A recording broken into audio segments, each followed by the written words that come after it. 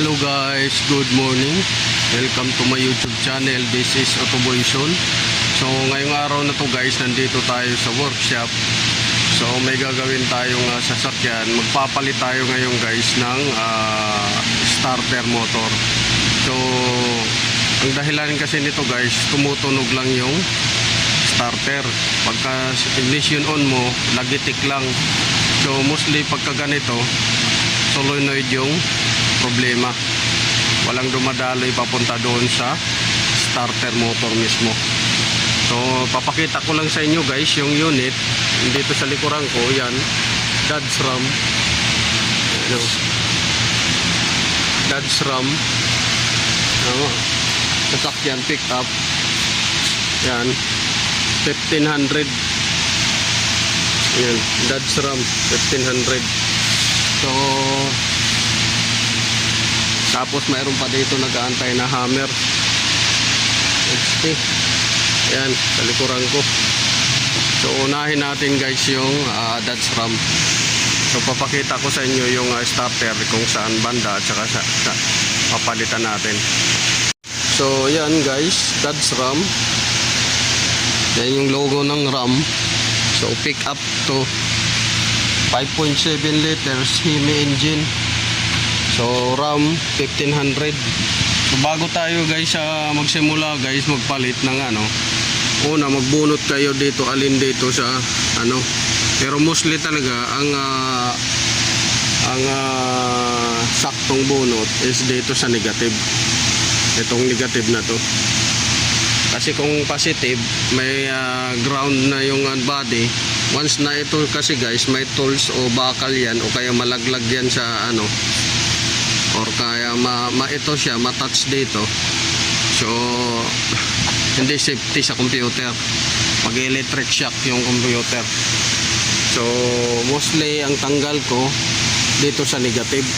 Ito yan negative sign. Yung sa positive sign bihira lang ako niyan tanggal yan. Pero yan guys, para panigurado na dalawa yung tinanggal ko para ibig sabihin mayroong gumagawa na tao dyan sa ilalim. Kasi baka maya tinanggal nyo yung negative, biglang may sumampa dyan, di kayo napansin, tinabit, pinaandar na, di kawawa kayo sa ilalim. So Ram 1500. So nandoon na guys yung starter natin sa ilalim. Yan. O ilawan lang natin. Pupunta tayo dito kasi binunot ko guys yung ilaw kagabi dahil baka maya mag short. So pailawan natin. Yan. May ilaw na doon guys sa ilalim ng unit natin. Yan, 1500 na Ram.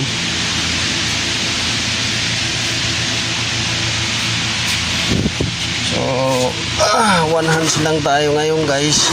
Papakita ko lang sa inyo guys yung papalitan natin starter. So nandito yung starter. Yan, bago yan guys, starter. So ilawan natin kung saan yung So dalawang bolt lang naman yan guys.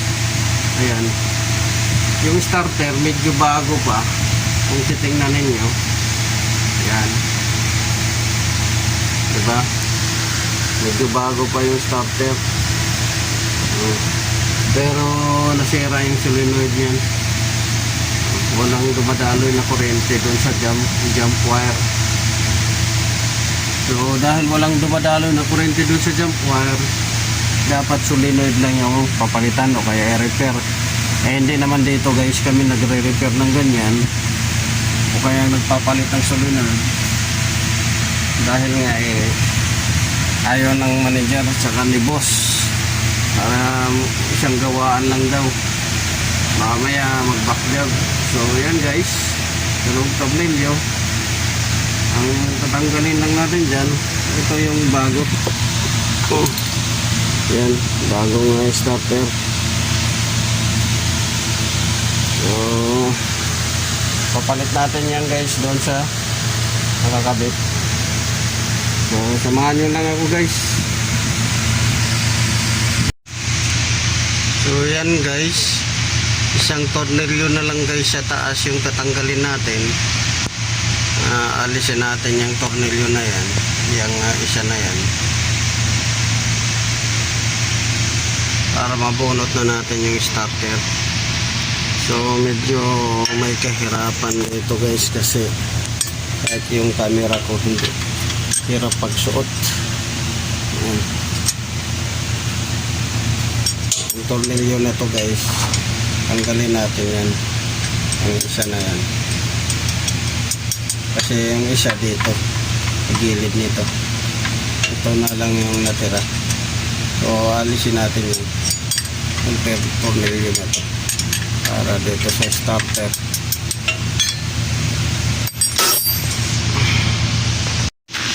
So ngayon guys, nabaklas na natin.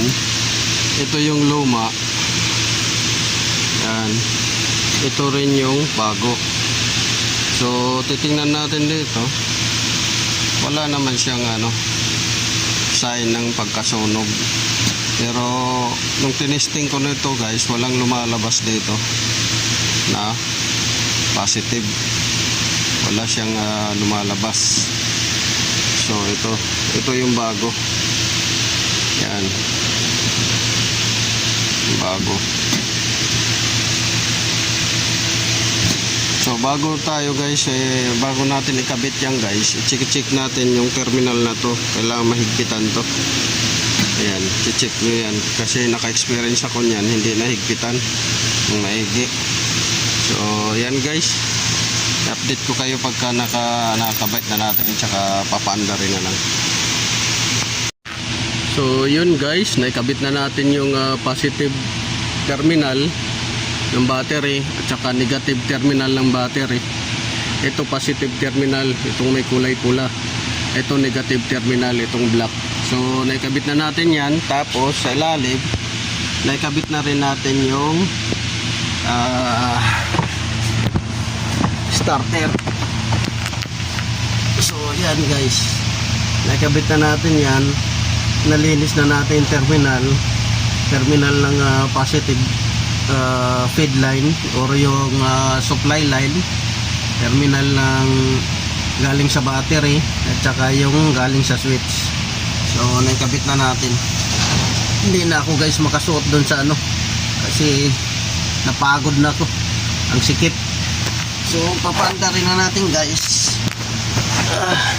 para ma-confirm natin kung okay yung diagnose at saka repair natin. So pasok tayo dito. Mamaya basahan natin ito ng computer kung may lalabas pa ba na So ignition on. So start.